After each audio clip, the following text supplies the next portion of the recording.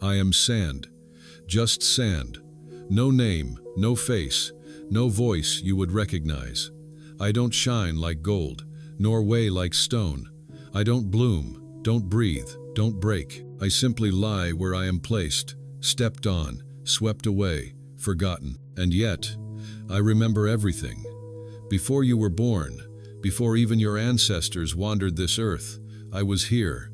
I felt the heat of the first sun over this land. I lay beneath the sandals of shepherds and kings, under caravans groaning with spices and dreams. I hid in the folds of cloaks. I slipped into the cracks of prophecy. I gathered in the corners of tents where stories were whispered, where tears fell into the earth like seeds. This land, Israel, Canaan, Judea, by whatever name men have called it, I have held it all in silence. And somewhere, deep beneath all those names, is a promise older than language, more patient than stone. I have not forgotten. I was here when Abram stood under the stars, staring wide-eyed at the promise of a nation. I remember the weight of his steps on me, hesitant, faithful. I was there when the wind swept through Mamre and strangers brought news that made old Sarah laugh. That laughter still hums in me, faint as wind between grains. I was here when Jacob wrestled in the dark and limped into destiny. I felt his heel press into me with pain and hope. I still feel it now.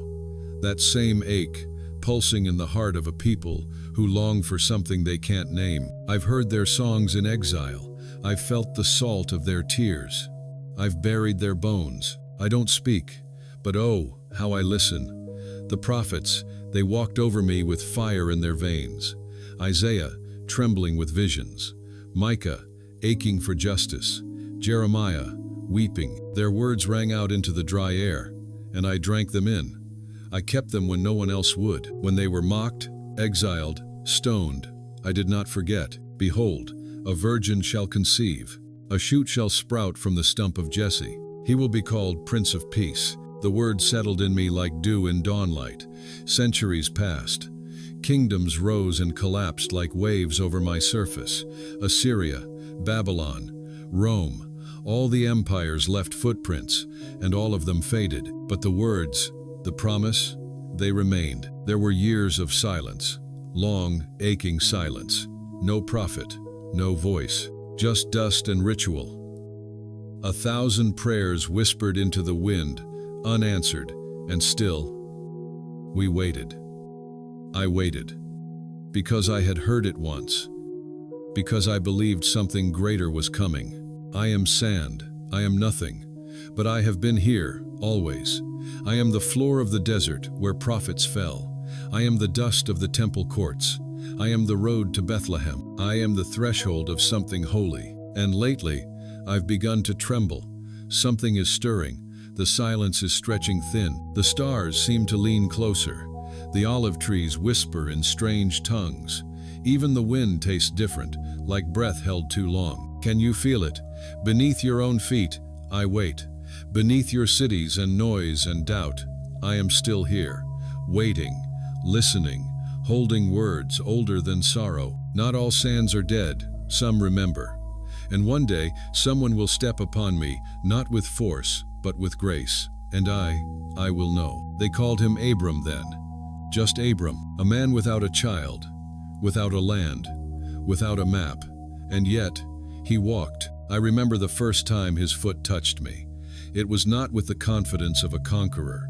It was not with the pride of kings. It was the step of a man chasing a voice only he could hear. A voice that said, "Go, leave, I will show you." That voice, I didn't hear it the way he did, but I felt its echo in his step. There was something new in the way he pressed against me, as if the earth itself was being asked to carry more than just a man. It was carrying a covenant. He walked for days, then weeks, sometimes in silence. Sometimes he whispered prayers under his breath. Sometimes he argued with the sky.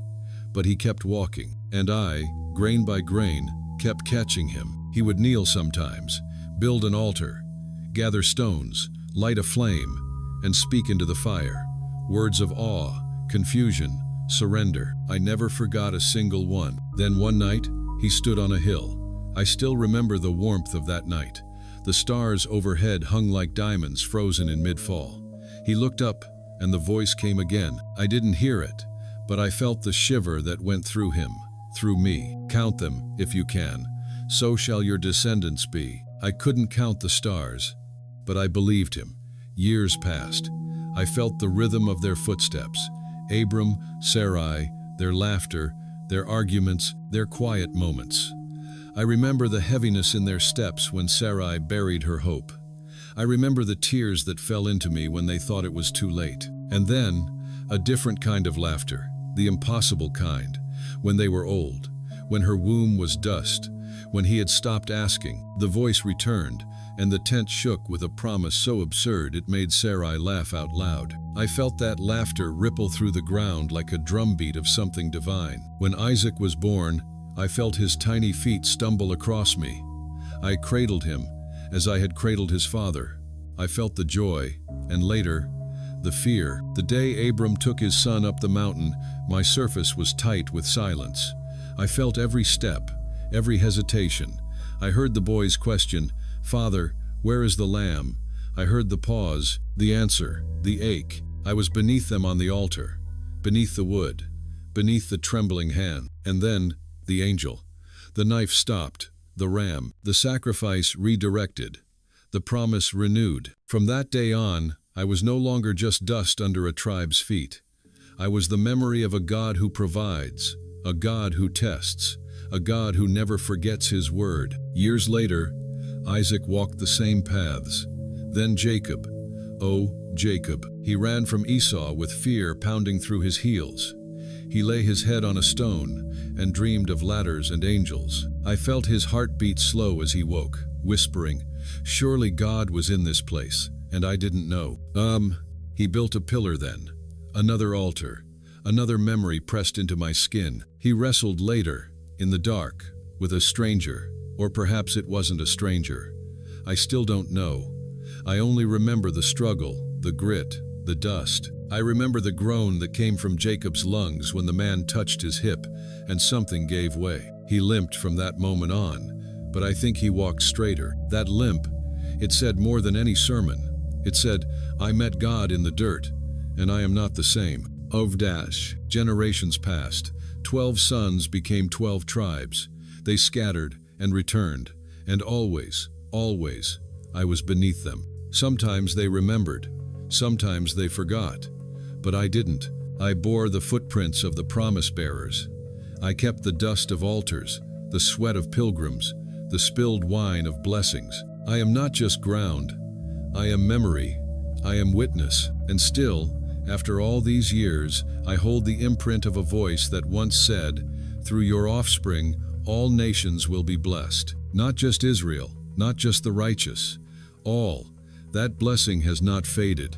It waits, buried like seed in soil, waiting for rain, for time, for the right footstep to awaken it. And I will know when that step comes. I remember Egypt, not the pyramids, not the splendor, not the gold.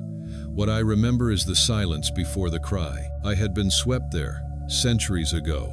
One gust of wind, one migration, and I became part of a foreign land, a land not promised, a land not free. I lay beneath bricks, under the feet of men born into chains.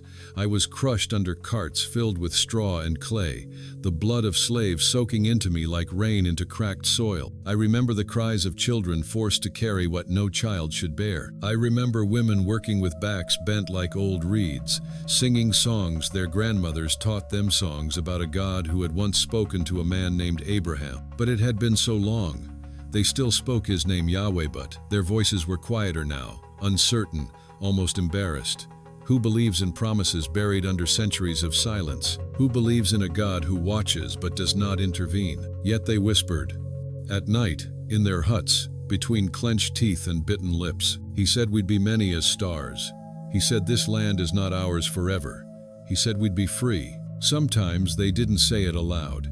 They just looked at the stars through the cracks in the thatch roof and wondered if heaven was deaf. I was there, beneath them.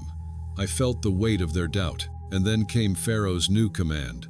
All Hebrew baby boys must die. I don't remember screams, I remember silence. that frozen kind, where even grief forgets how to speak. I remember the trembling hands of mothers, holding sons they'd waited years for, now fearing the knock at the door. I felt the heat of their bodies as they dug into the earth, trying to hide what should never be hidden, a child's first breath. I held the footprints of soldiers.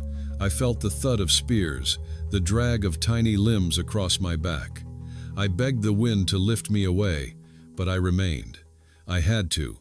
I was the only one who could remember. And then, one day, I felt something strange, gentle hands, desperate but deliberate, crafting a basket.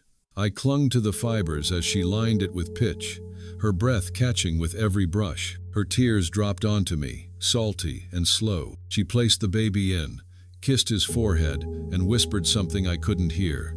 Then she let go. The Nile took him. I thought that would be the end. Another name lost to history. Another dream drowned. But the river didn't swallow him. He floated. He was found by a daughter of the house that had decreed his death. His name was Moses. He grew in privilege. I wasn't near him during those years. I remained with the slaves, the mourners, the forgotten. But whispers reached me. A Hebrew child in the palace, a young man torn between two identities. Then, one day, he fled. The prince became a fugitive, and Egypt grew darker. Hope had begun to feel like a myth, a story passed down like bedtime tales, beloved but unreal. Until the burning bush. I didn't see it. I wasn't there. But when Moses returned, the ground itself trembled. The desert stirred. I knew something was coming. He spoke with fire in his eyes. "Let my people go." The first time, Pharaoh laughed. The second time, he raged. The third time, something cracked. Plague after plague swept through Egypt. Frogs, flies, darkness, death. And yet freedom did not come. Not until that night. The night of blood and silence. The Hebrews painted their doorposts with lamb's blood. They cooked in haste. They stood with sandals on, staffs in hand, and they waited. I lay beneath them, not breathing if sand could breathe. The wind held its breath. Even the moon seemed reluctant to shine. Then came the cry, a sound I will never forget. It rose from the depths of Egypt's soul. It broke through every wall, seeped through every crack. Mothers, fathers, princes, peasants sown, by one they wailed, not in anger, not in fury, in heartbreak. The firstborns were gone, but not the Hebrews. They stepped into the night with trembling limbs, carrying bread that hadn't risen and children who'd only known chains. They didn't sing, not yet. They were too stunned. I felt their footsteps press into me with a weight I had never known, a sacred heaviness. Each step was a goodbye to slavery, a movement towards something unknown. I followed them, back to the desert, back to the land where promises had first been spoken. But Egypt remained in their bones. I could feel it in the way they walked, still hunched, still unsure, still afraid that freedom was a dream too bright for people who had only known the night. They would wander, they would forget, they would ache. But for now, they walked. And two remembered. I remembered every cry, every prayer, every promise.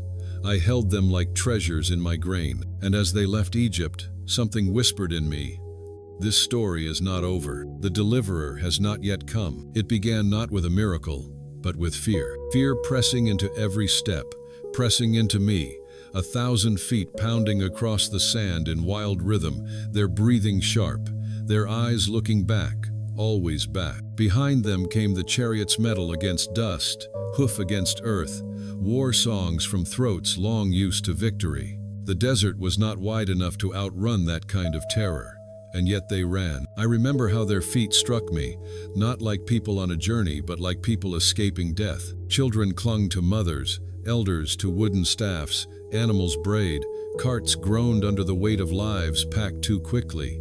But what I remember most is the silence of their questions. No one dared say it aloud, but I could feel it trembling through their heels. Why bring us here only to die?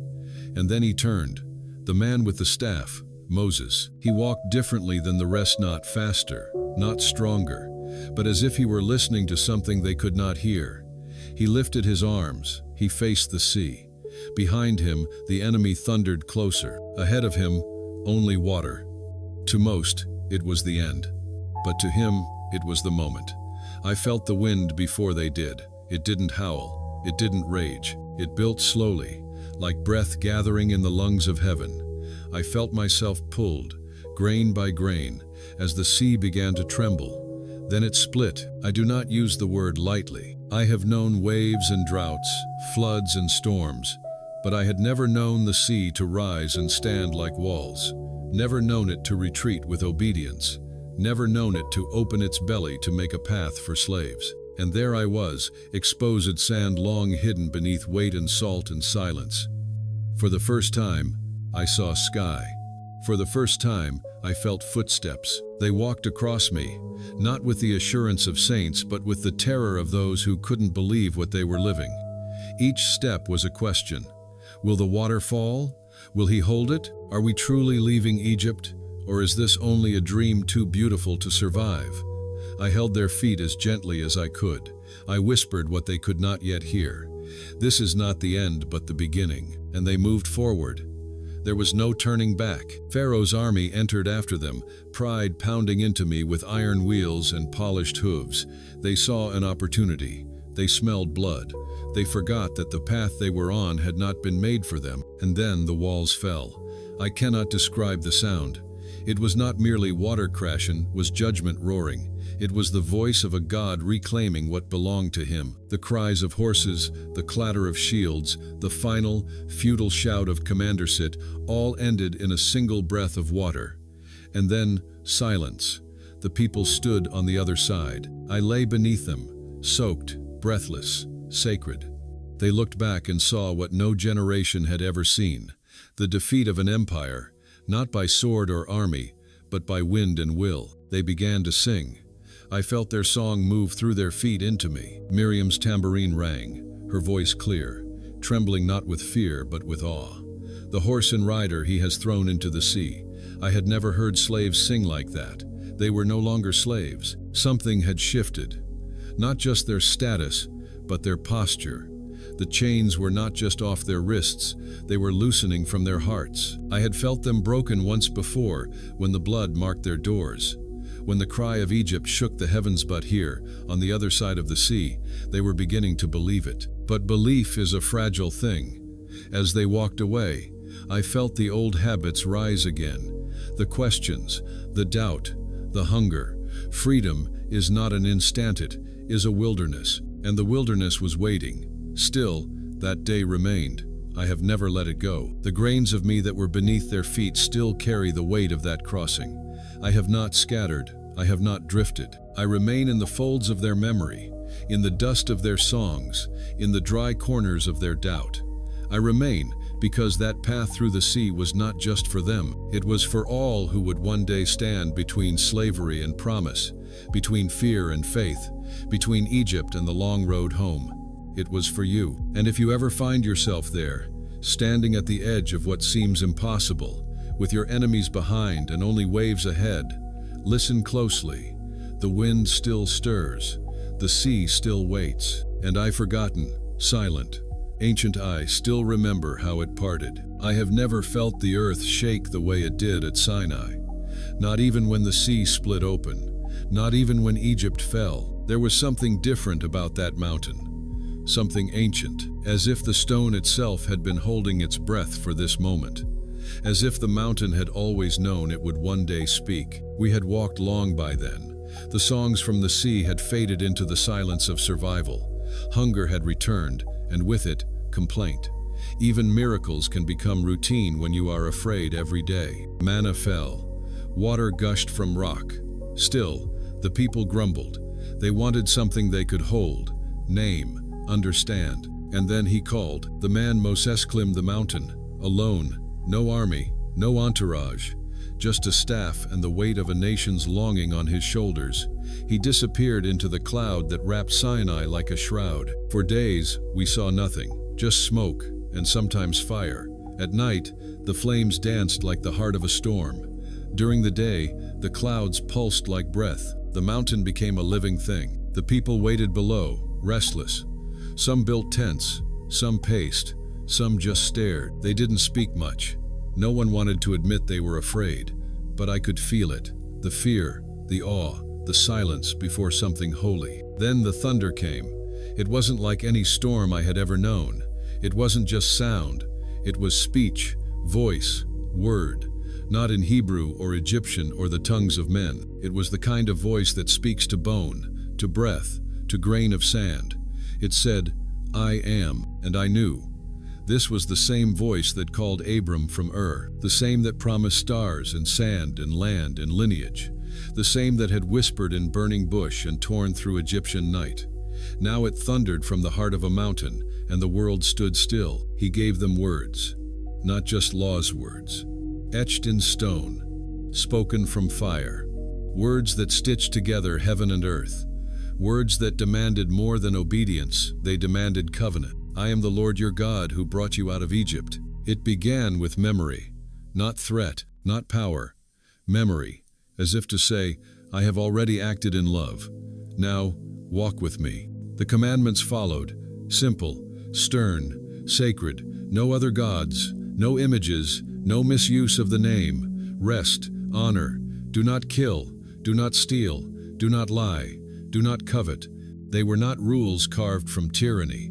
They were boundaries drawn from love, a map back to being fully human. I felt those words settle into the people's skin. Some trembled, some wept, some turned away. Holiness is not always comforting. And then Moses descended. His face was different, not younger, not older, brighter. As if the mountain had left a mark, he carried tablets, stone like the earth, but inscribed by the divine. He spoke the covenant to the people, and for a moment they agreed.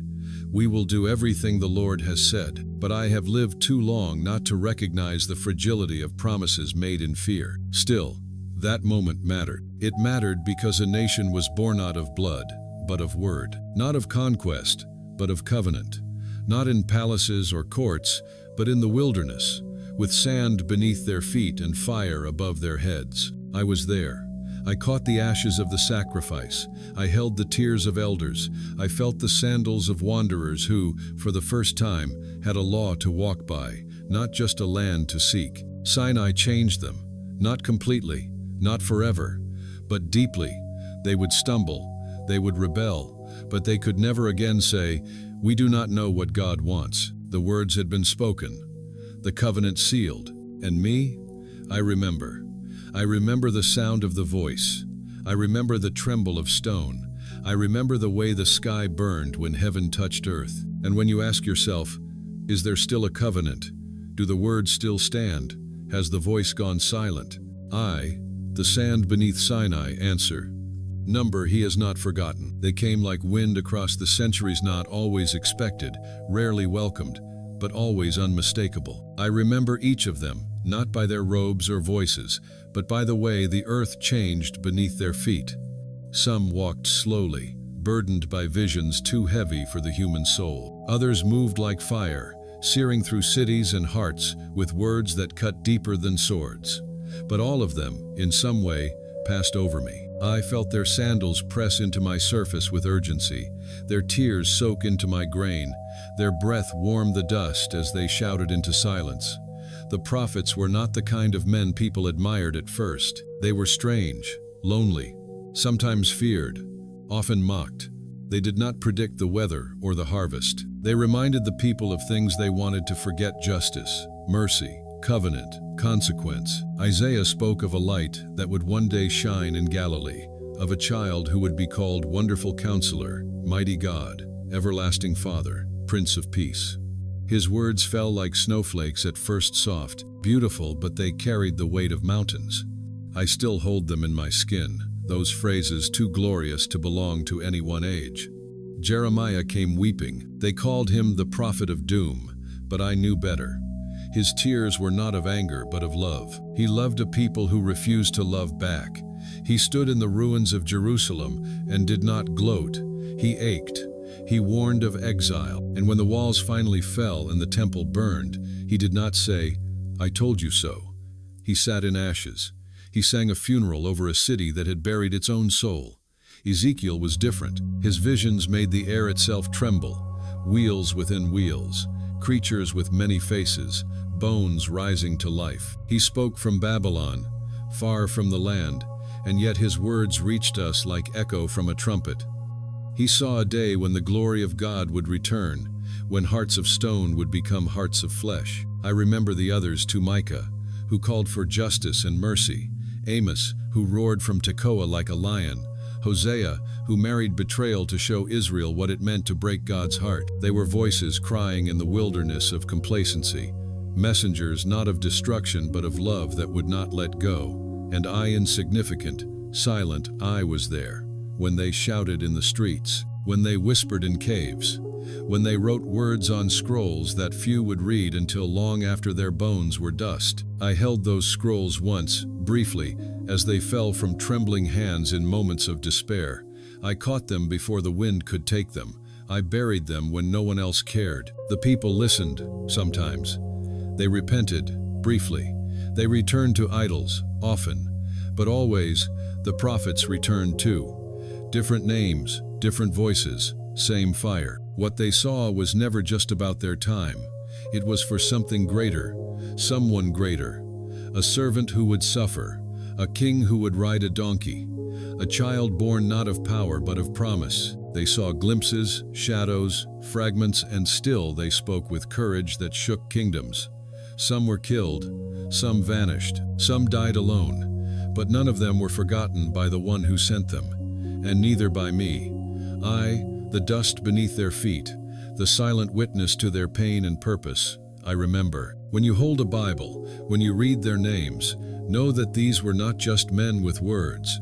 They were torches in the night, and the night was long. Yet every word they spoke brought the dawn one heartbeat closer. And now, centuries later, when the world feels dark again, when justice seems far, when mercy feels like a myth, I whisper to those who walk above me, remember the prophets, remember their tears, remember their courage, and most of all, remember what they never stopped proclaiming, that the Lord is not far, that the promise still stands, that one day a voice will rise not in warning, but in fulfillment. I felt them long before I saw them. The ground began to hum with a rhythm I had not known for years. Marching, drums, the steady grind of wheels meant for war. The wind carried the smell of iron and smoke, and every tree bent slightly as if in mourning before the first sword was drawn.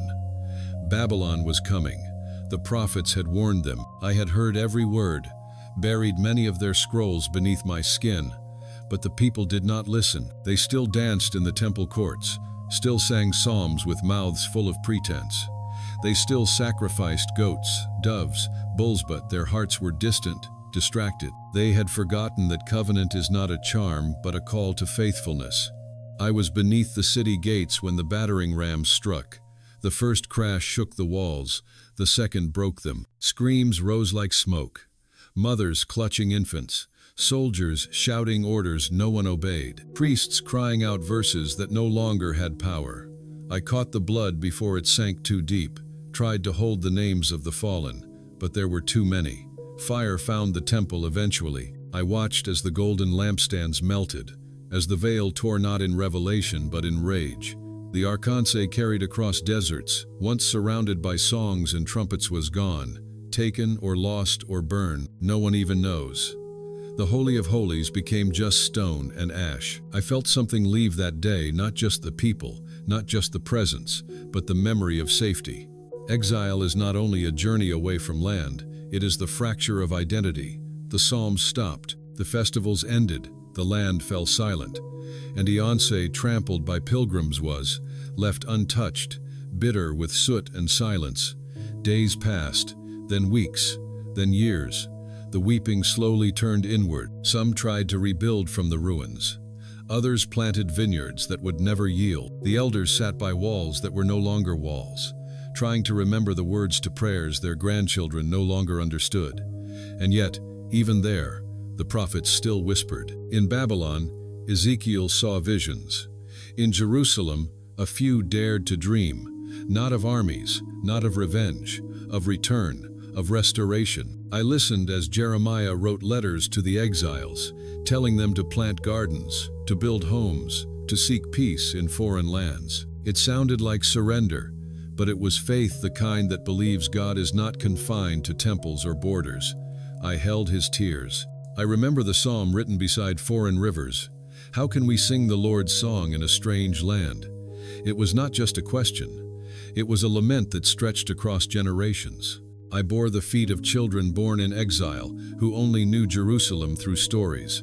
Some hated the memory, others clung to it. The land waited, barren yet not dead, because Promise 7 when scorchedo not die. They smolder, they sleep, and I, the sand of Zion, held their embers. When they returned decades later, it was not with trumpets but with trembling. Their joy was cautious, like someone touching a scar. The walls were rebuilt, but they knew it was not the same. The temple stood again, but quieter. They prayed again, but softer. Still, they returned, and that mattered. Because ruins do not mean the end. I have seen what grows from ashes. I have seen what songs can rise from silence. And when people ask, where was God when the temple fell? I, who was there, who felt it crumble and burn, I say, he was in the lament. He was in the exile. He was in the return. And he is not finished. What was ruined will be restored, not only walls, but hearts, not only cities, but covenants. There was a time when the prophets fell silent, and the sky seemed to close like a door. Not with fury, not with finality, just silence. It was not the silence after war. That kind is heavy, soaked in the smoke of regret. It was not the silence of sleep. That kind has breath. No, this was different.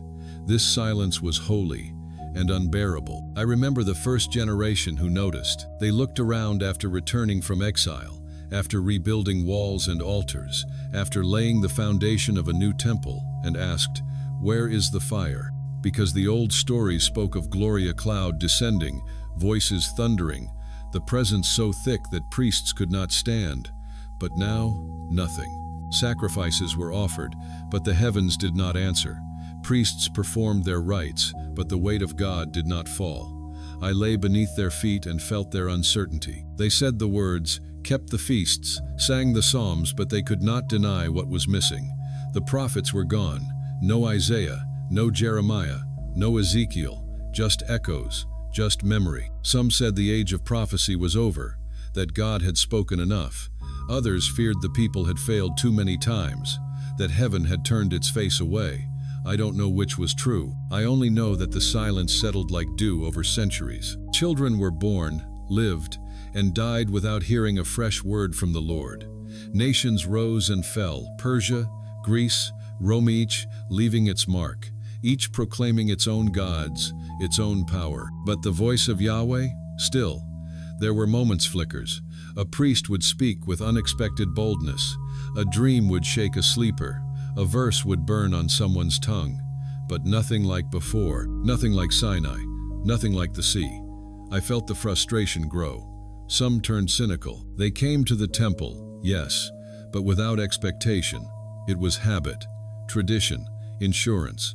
Others turned desperate. They fasted longer, shouted louder, gave more, hoping to provoke heaven into response. And still, silence. The scrolls were read each Sabbath. The law was taught, the stories retold, and isolate as ever listened. Year after year, century after century, waiting. Some blamed themselves. We are too sinful. Others blamed their leaders. The priests are corrupt. Some blamed the nations. Rome defiles the covenant. But the silence remained, and I began to wonder, could silence itself be a word? Could the absence of sound be a presence too deep for speech? There is a kind of quiet that is not indifference, but preparation, like the hush before dawn, like the stillness before birth. I remember a night like that. The stars did not move, the wind did not stir, the city slept, and yet something shifted. I cannot explain it, only that everything felt ready, like breath drawn and held, like an unseen hand hovering over water, about to begin again. When people say God was absent in those days, I want to speak. I want to say, he was listening, he was watching, he was waiting for a fullness of time. I felt it, I held it. In every grain of dust between temple stones, in every footprint along forgotten paths, in every echo of psalms sung without reply, I felt the tension building. Silence is not nothing. Silence is a womb, and somewhere in that long hush, A heartbeat began. You couldn't hear it yet. But I, old and lowly, I felt it. Not loud, not fast, but steady. Sure, the kind of heartbeat that begins when God is about to speak, not with thunder, but with flesh. They did not shout. They whispered, the ones who still believed, the ones who still waited. They did not stand in temples or shout from rooftops. They did not wear the robes of priests or sit in councils. They were women at wells, old men in shadows, children who asked questions their fathers couldn't answer. They whispered in kitchens while grinding grain, in back alleys while sweeping dust, in crowded markets as their hands touched coins too heavy with empire. They whispered because they were afraid to hope too loudly, and yet could not stop hoping. I lay beneath them in courtyards, in synagogues, in village path sand. I heard it all. Not bold declarations, but trembling questions. Will he still come? Has he forgotten? What of the promises? These were not prayers, sung in choirs or chanted in procession. These were sighs. Half-spoken verses clung to like ropes in a storm. The Lord is gracious. He has not abandoned Zion. He remembers the barren woman. They said them like secrets, like lullabies, like defiance against despair. I remember an old woman widowed too young, alone too long, who came to the temple every morning. She never said much. She sat in the corner, her hands folded, her eyes half closed, her lips moving in silence. No one paid her attention, but I listened. Every morning she whispered the same 3 words, "Don't be late." I still don't know what she meant. Perhaps she was reminding herself. Perhaps she was speaking to God. But those words sank into me like rain. Or a shepherd outside Bethlehem. He wasn't a rabbi. He couldn't read.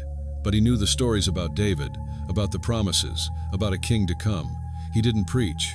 He didn't write. But every night he looked at the stars and whispered one line, "Send him soon." Even as his sheep wandered, even as wolves howled, even as Rome taxed the life out of the land, he watched and waited and whispered. Or a mother in Nazareth, holding a child feverish with sickness, rocking back and forth, not even knowing she was praying, as she sang an old psalm under her breath. Her song wasn't loud. It cracked on the edges, but I heard it, and I believed. Because those whispers did not fade. They accumulated, layer upon layer, generation after generation, like water on stone, like breath in silence. The prophets may have been gone, but faith had not died. It had gone underground. It had become small, hidden, but it was not gone. And I, the sand beneath countless forgotten prayers, I held those whispers with reverence. The world above seemed louder: Rome with its coins, Herod with his palaces, soldiers with their orders. But I have learned, what is loud is not always lasting. Empires shout, hope whispers, but it endures. And there were signs, not loud ones, not yet, but enough for those who listened. A flicker in the sky that didn't match the stars. A dream that lingered too long. A scroll read in synagogue that felt heavier that day. A child born in obscurity, and yet the room felt brighter. I began to tremble, not in fear, in recognition, as if something I had waited for, buried in layers of silence and ash and time, was stirring. It had not died. It had only been waiting. And the whispers, the ones no one else heard, were not forgotten. They were answered. I have known the weight of kings and the pace of armies. I have felt prophets tremble and pilgrims dance. I have carried merchants, shepherds, widows, warriors, and children learning how to walk. I have endured boots heavy with conquest and sandals light with faith, but nothing prepared me for the weight of him. It was not heavier. It was not louder. It was, in fact, the quietest step I have ever felt. A foot, bare or nearly so, brushing over me with no demand, no haste, no announcement. And yet, the moment he passed, I knew this was not just a man. It happened in a village forgotten by most. A carpenter's town, dusty roads, ordinary sound shammering, laughter, water drawn from wells. He was a child then, no crown, no chariot, just feet small and curious, stepping where children step. But even as he ran, stumbled, played, I felt the earth lean in, as if creation itself recognized something hidden, something eternal clothed in skin. He grew. His steps became stronger, more deliberate. He walked as one who carried purpose not yet spoken. Often, he wandered alone into hills, to riverbanks, under olive trees, not to escape, but to listen. I heard him whisper to the Father, sometimes words, sometimes silence too deep for word, and the way he stood still, utterly still, as if waiting not for a voice from heaven, but for heaven itself to take root in time. I was there by the Jordan when the water broke around his legs. The Baptist, wild-eyed and ragged, pointed with shaking hands. "Behold," he cried, "the Lamb of God who takes away the sin of the world." The words cracked like thunder, but he only stood, water dripping from brow, eyes closed, as if receiving something too vast to explain. The heavens opened. The voice returned not in fire, but in delight. "This is my beloved Son." I wanted to cry out, not because I fully understood, but because I felt everything I had ever waited for settle into that moment. The silence of centuries was breaking, and he did not rush, he did not shout. He simply walked, village to village, hill to hill, dust clinging to his feet as I clung to him. He touched the sick, sat with the outcast, taught in parables that wrapped eternal truth in the skin of daily life. Some listened, some scoffed, but wherever he went, something changed. I remember the woman bleeding for years, broken, hidden in shame. She reached through the crowd and touched only the edge of his cloak, not even him, just the hem. Yet power moved, and he turned not in anger, but in recognition. "Daughter," he called her, and I wept. Or the night he knelt beside a blind man, spit into the dust and mimixed it with his fingers and placed it on empty eyes. The man opened them to light he had never seen. That day, I understood. He did not just walk on me, he made me sacred. I was no longer the ground of exile or the path of prophets alone. I had become the place of encounter, the floor where God met man. Still, many did not see. They wanted a king, not a carpenter. They sought power, not presence. So they questioned, resisted, plotted, and he kept walking toward a cross only he could carry. But that is for another time. What I remember most now is not the end, but the beginning. That first step, that gentle footfall that changed everything without declaring anything. When I first felt it, I wanted to shout. I wanted to rise up, to sing, to tell the hills and seas and skies, "He is here." But I remained silent, as I always have. And yet, everything in me was singing, because in that one step, I knew. The promise had become person. The word had become flesh. The silence had become presence. And the waiting had become worship.